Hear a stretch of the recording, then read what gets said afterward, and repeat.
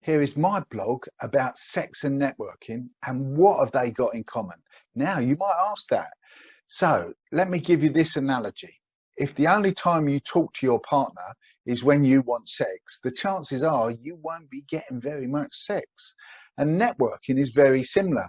If the only time you speak to the people at network meetings or ring them up is when you actually want them to do something for you, the chances are you're not going to get a very good response with that either. So here are my top tips for you, how you can be better at networking. So tip number one, oral skills. Now I'm talking about networking. So how are you at communicating? What is the best thing that you do with your communicating? Are you a teller or are you an asker? So do you tell people all about you or do you ask them all about them? Have you got a set of engaging questions for them? Secondly, you have to give to receive. Givers gain, we've talked about that. It's not all about you. Focus on the other people in the room. Give before you receive.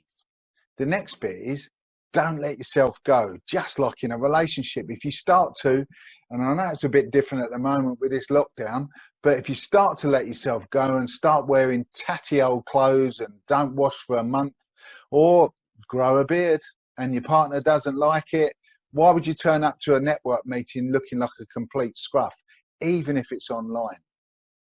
The next bit is keep it, the relationship, keep it fresh, keep it going and exciting and something a bit different. You know, what new techniques have you got? What new products or services can you talk about? Is your website up to date? So when you've finished your meeting, how do you refer them? The next one is know when it's time to move on. Just like all relationships, if they do come to a point where they're no longer serving either party, it's time to move on. But do you know what? It's not the time. You don't have to actually burn your bridges with that. Have you measured everything that you can do and manage that?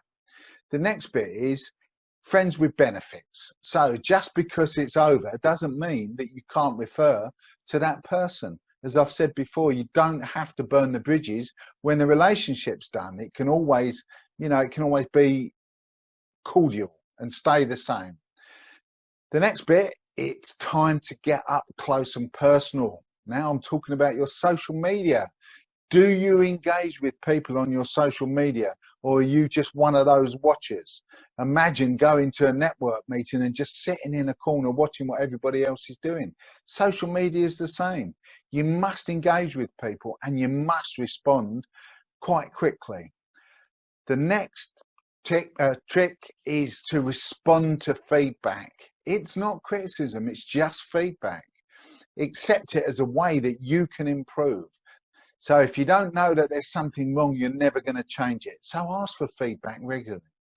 And then finally, how about giving some unexpected gifts? You know, that random extra that you just give your client, something extra that they're not expected to make them feel valued.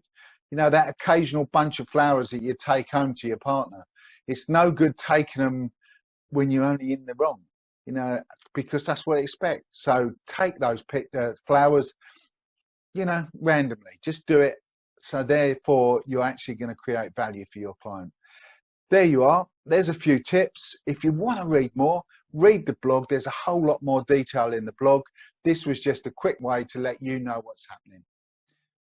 And if you've enjoyed this video, please watch the next video just here or subscribe to my YouTube channel just here.